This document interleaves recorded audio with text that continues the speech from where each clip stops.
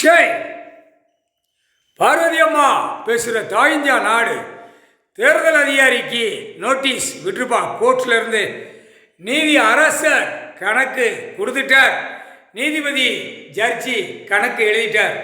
இன்றைய நாள் கணக்கு எழுதிட்டார். இந்த கணக்கு வரையில் சட்டப்படியாக கணக்கு எடுப்பார்.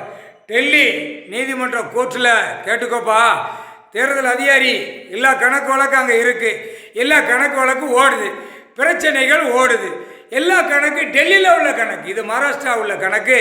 பாரத் மாதா நான் கொடுக்கணுங்கள. அப்போ அந்த பாரத் மாதாங்கிற கணக்கு எல்லாம் மாற்றி இவன் எல்லாம் மறைச்சி அடித்து ஓட்டிட்டான்.